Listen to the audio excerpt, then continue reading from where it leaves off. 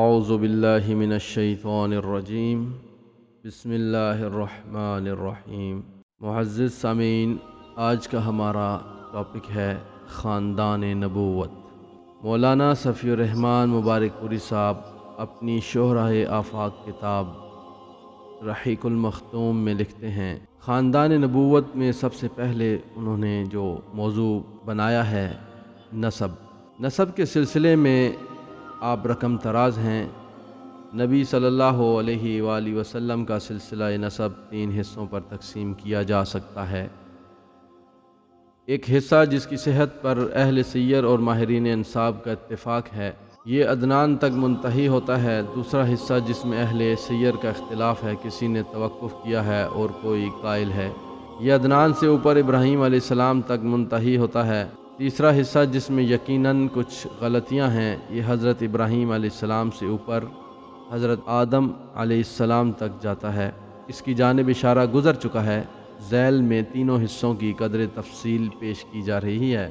پہلا حصہ محمد صلی اللہ علیہ وآلہ وسلم بن عبداللہ بن عبد المطلب بن ہاشم بن عبد مناف بن قصی بن کلاب بن مرہ بن کعب بن لوی بن غالب بن فہر کا لقب قریش بھی تھا اور انہی کی طرف قبیلہ قریش منسوب ہے۔ فہر بن مالک بن نضر بن کنانہ بن خزیمہ بن مدرکہ بن الیاس بن مدر بن نزار بن معد بن عدنان۔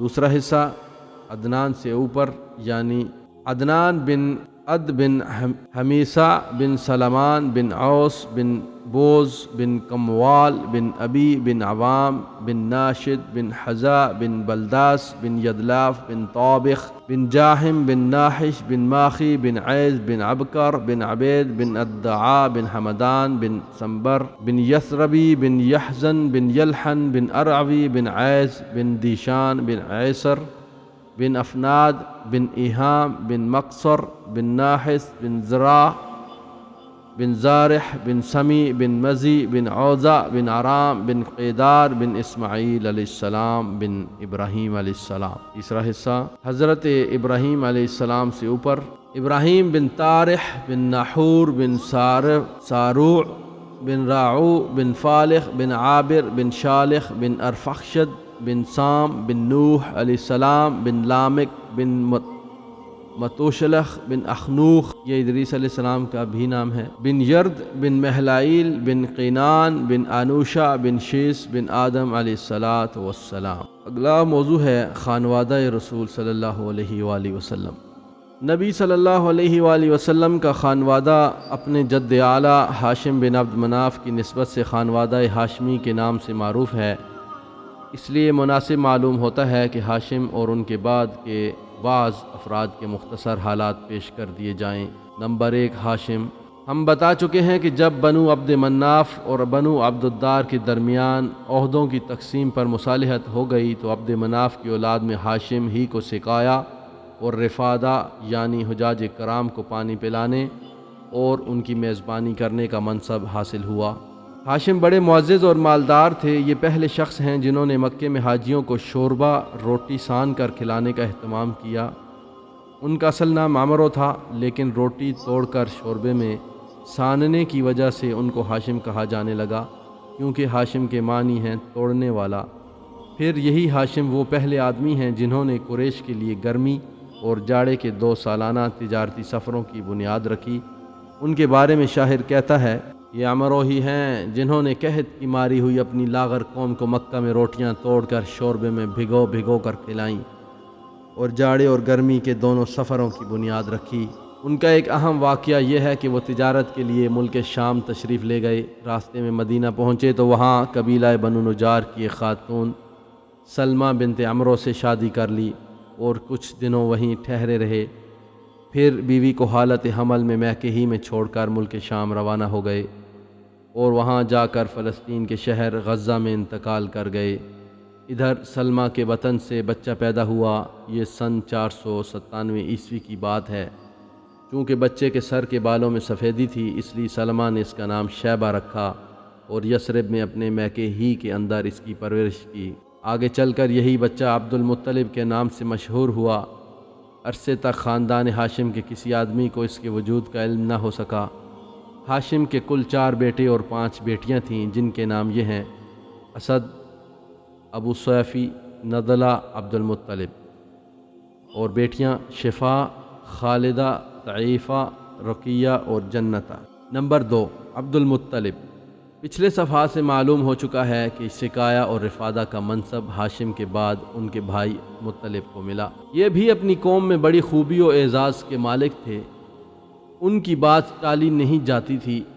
ان کی سخاوت کے سبب قریش نے ان کا لقب فیاض رکھ چھوڑا تھا۔